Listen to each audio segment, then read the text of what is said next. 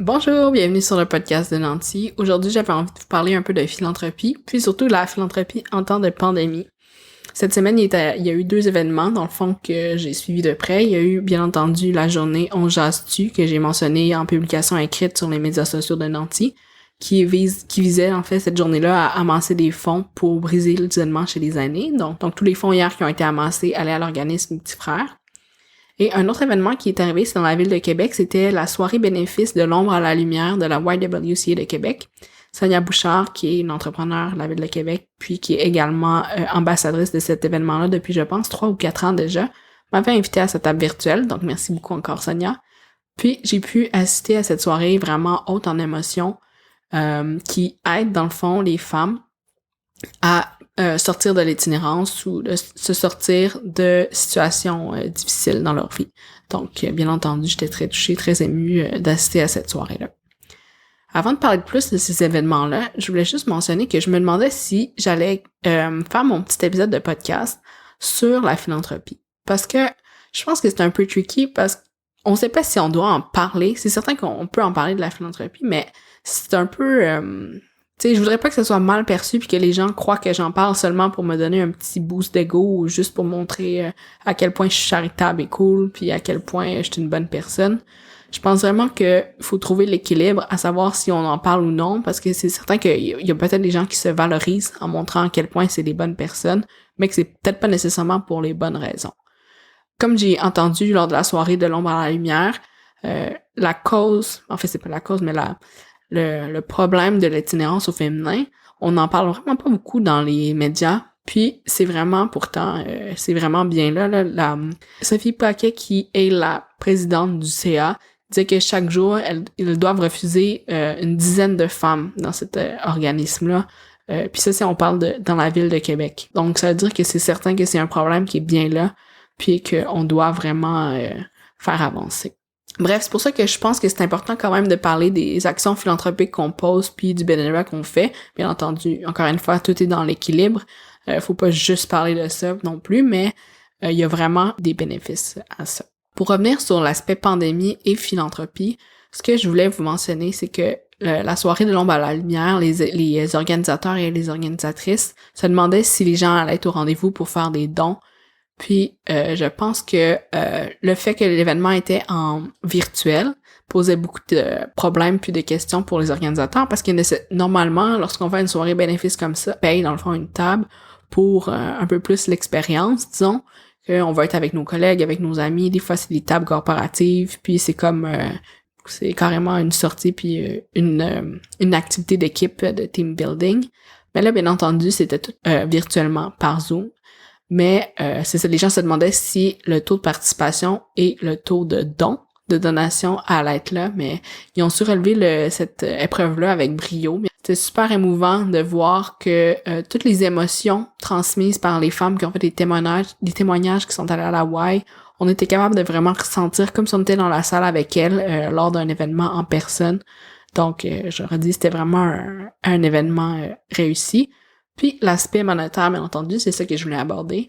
En fait, les organisateurs avaient dit que en fait, ils l'avaient pas dévoilé encore, mais les organisateurs avaient dit que leur objectif était de ramasser 50 000 $. Puis l'année d'avant, il y avait avancé 200 000 $, je crois, ou 205 000 $. Donc on s'entend que leur objectif était beaucoup plus bas cette année, bien entendu à cause de la pandémie.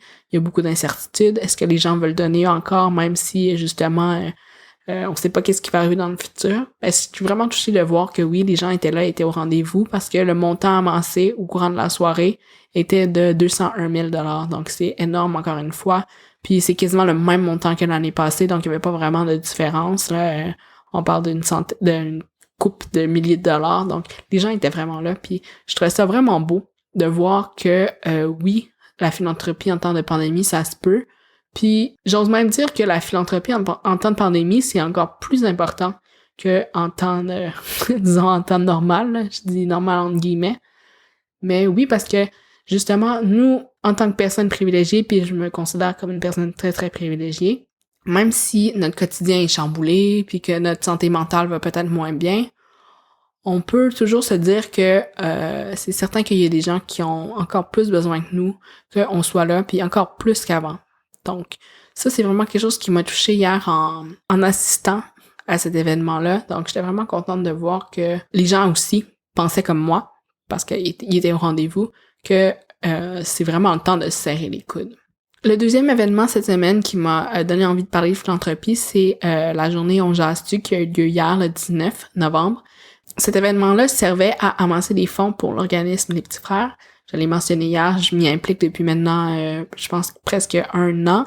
Ça va vraiment vite le temps. De 8 mois, en fait, pour être juste.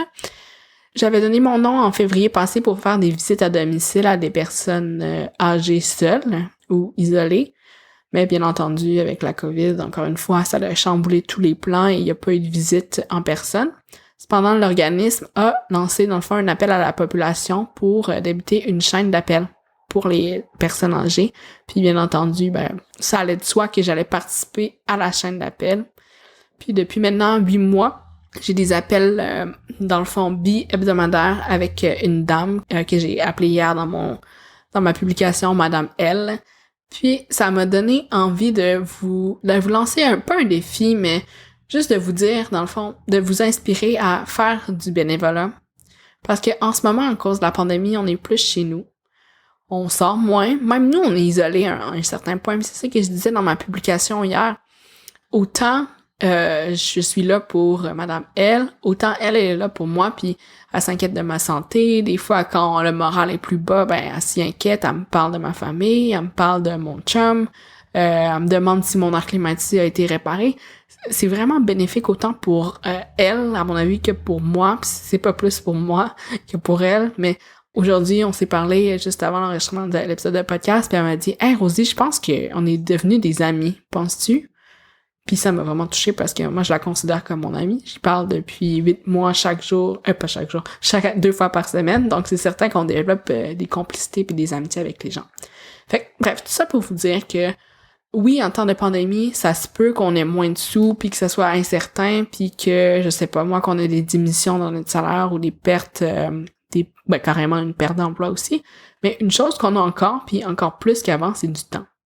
Puis ça, le temps, à mon avis, c'est la ressource la plus importante. Puis comme toutes les personnes très, très riches ou très nanties, la seule chose qu'ils n'ont pas plus que nous, les personnes qui sont moins riches ou moins nanties, c'est du temps. Donc, si vous êtes capable de donner un peu de temps, ça vaut la peine autant pour les personnes que vous pouvez aider que pour vous-même, parce que c'est extrêmement bénéfique. Une autre question que je voulais aborder, c'est justement, est-ce qu'il faut être riche pour être philanthrope? Je pense vraiment que non, parce que je viens de le dire, la philanthropie puis le bénévolat, d'après moi, c'est vraiment une question d'énergie. Tu sais, dans le fond, on donne de l'énergie à des personnes, on donne de l'énergie à une cause, puis ça n'a pas nécessairement rapport avec l'argent, bien que l'argent soit de l'énergie. Puis ça, je vais peut-être l'aborder dans d'autres épisodes. Mais pour illustrer ce que je veux dire, on pourrait voir une personne qui est très aisée, qui fait un don, qui envoie un chèque, un énorme chèque, mais que pour cette personne-là, ça veut rien dire. Parce que dans le fond, l'argent, c'est juste de l'énergie, puis il fait juste donner un chèque, puis ça s'arrête là. Mon but, c'est pas de culpabiliser les gens qui font des gros dons puis qui se foutent un peu des causes, mais c'est juste pour vous montrer que même si on n'a pas nécessairement des grands moyens, toute l'énergie qu'on donne dans une cause, je pense que c'est vraiment ça qui est important. Puis encore là, je suis ouverte à la discussion, peut-être que ce que je dis, ça n'a pas rapport selon vous, mais venez m'en parler, ça me fera vraiment plaisir. Donc voilà, c'est un peu ma vision de la philanthropie. Je vais toujours continuer à m'impliquer dans des causes qui me tiennent à cœur. Puis des fois, j'ai l'impression que je fais pas assez, mais le but, c'est pas non plus de se culpabiliser, c'est de faire ce qui est aligné avec nous. Puis c'est un peu quétaine, mais c'est vraiment de poser des actions qui sont alignées avec notre cœur. Ok, ça sonne vraiment quétaine, mais c'est vrai. Donc, abonnez-vous au podcast, puis aussi venez me donner vos commentaires. Ça me fait toujours plaisir de vous lire puis d'échanger avec vous parce que c'est ça le but du podcast. Donc, merci beaucoup, puis à la prochaine!